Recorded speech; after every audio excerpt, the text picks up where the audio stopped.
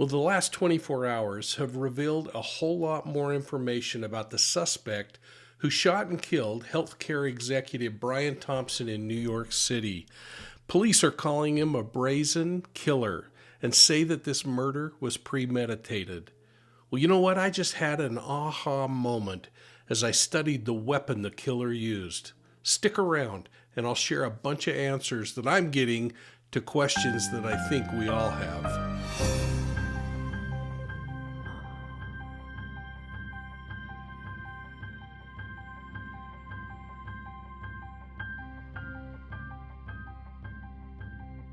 Hey, welcome to Profiling Evil, and thanks for joining us here. Please hit the like and subscribe button and ring the bell so that you're getting all of our videos just like this one. And please make sure you're sharing us with your friends and your contacts. It helps us grow, and we really appreciate the support. And would you think about giving us a thumbs up? We'd really appreciate it. Well, the New York City Police Department revealed today that the shooter actually arrived in New York City a month before the murder in this particular case, coming in on a Greyhound bus from Atlanta, Georgia. They say that he was using fraudulent identification that made him a resident of the state of New Jersey, just over the river.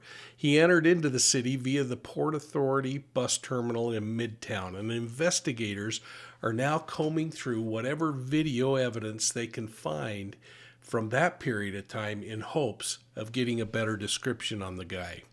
But a better description has been made available because this predator was caught buying coffee on CCTV cameras just a few minutes before the homicide occurred. He was captured again on that coffee shop camera, showing him clearly to be a lighter colored male. And this, I think, when looking at the picture closely, almost makes it look like this predator has makeup on. And some people have been asking the question, perhaps even speculating that this predator could possibly be a woman. Now, law enforcement is continuing to say that the predator is a male, and I think they probably have a little more information than the rest of us, so I'm still kind of staying in the idea that this was a male that committed this homicide. Now, according to information that's coming out, the shooter checked into the high New York City hostels up on West 103rd Street, which is the Upper West Side near that northwest corner of Central Park. And he checked in almost a week ago, November 30th, in fact, a little more than a week ago.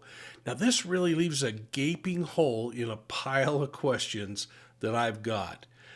And if you remember, I've suggested that while the shooter appeared proficient in the use of the firearm, he didn't seem like a professional hitman to me. But if evidence continues to show that he came into town to scout out locations, perhaps put a plan in place to kill Thompson, it adds a level of complexity to the case that I hadn't frankly been thinking of. But what it clearly is showing us is that there was pre-planning and premeditation, and most importantly, organization. And we're going to see how that organization led to disorganization when the shooting actually starts happening. Now, on the day of the shooting, the killer left the hostel where he was staying at approximately 5 o'clock in the morning because he's seen on CCTV outside the hostel in that Upper West Side holding what appears to be an e-bike battery. Now, this is really important because it supports the theory of pre-planning and preparation. It's likely that he had this e-bike that he used to escape the crime scene bolted safely somewhere near that Hilton Hotel where the murder occurred. So he had a plan put in place, organization in place, and with a fresh battery in his backpack, he'd have plenty of juice to help him propel that bike back to the north as quickly as possible. So when he left at 5 a.m.-ish, it takes about 20 minutes from that part of town to get down to the Hilton and into that area, maybe 30 minutes on a busy day. He was seen getting off of the subway or walking out of the subway at the 57th Street subway station. At least that's what they're theorizing based on this photograph. So he would have had to have left around 5:45 in the morning to be walking out at 6:15 when he's captured on that CCTV camera. Then minutes before the shooting, the suspect is captured again on CCTV at that Starbucks next to the Hilton. Now, he's also seen in the parking lot in between, but he's there at that Hilton, the site of the fatal shooting, where UnitedHealthcare CEO Brian Thompson is ambushed and murdered. So it's about 6:44 in the morning, and the shooter and Thompson are converging. And then at 6:46 a.m., the shooter walks up behind Thompson and begins shooting. Now, in my earlier report, I quoted some of the comments of NYPD's Chief of Detectives, Joseph Kenny, who said, quote, "It appears that the gun malfunctions as he clears the jam and begins to fire again," close quote. Well, I thought this too, and I actually put it in my video that I just did earlier on that. But that led me to believe that this killer was really kind of proficient in firearms, being able to clear that weapon while it was shooting. But now I'm having second thoughts, and here's why. I'm hearing reports that investigators keen to the case are saying that the shooter was actually firing a B&T Station Six handgun with a fitted silencer or a suppressor. Now, the B&T Station Six, you can look this up on the web, is a silencer pistol, and it draws its inspiration from the historic World War II era and the old well rod pistols. Now, this weapon operates as a single shot weapon with a magazine-fed rotating bolt. So as I'm talking, I want you to watch this video of the weapon being fired and being cycled in action.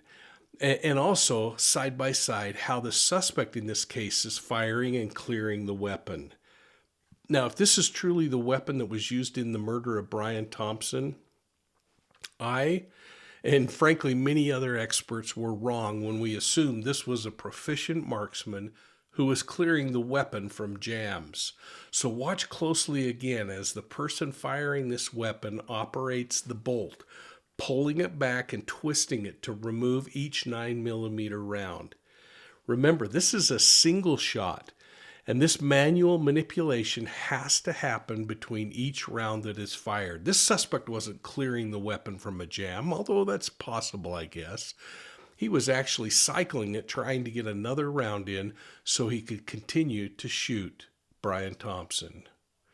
So with police stating that unspent rounds were discovered on the ground at the crime scene, I find myself wondering if this is a signal to this suspect becoming disorganized in the middle of this murder, that organization shifts to disorganization as the murder is happening. It might explain mistakes that are made by the predator, including mistakes like dropping his phone when he fled the scene. I'd really like your comments on this one, folks, and I hope you'll put them down below. This was an aha moment for me, and I wonder how it is for you. Now, once Thompson had been mortally wounded, the predator fled on foot, probably to that awaiting e-bike that he had secured somewhere near that scene, probably down the alley just to the west of the Hilton and then to the north alley there. And then he plugged in that battery that he had charged the night before so that he could more quickly escape northward toward Central Park, ultimately exiting on the northwest end of the park. Image recaptured of the suspect as he was leaving the park showed that he no longer had the backpack on his back and in his possession. So it's possible, and probably more probable, that he took a complete change of clothes and he disposed of the backpack somewhere in Central Park, perhaps even the weapon. So hopefully law enforcement is combing the park in hopes of recovering that backpack. And again, hopefully with the weapon inside it. But I wouldn't be surprised if that didn't go into the lake. So that's all I got for today.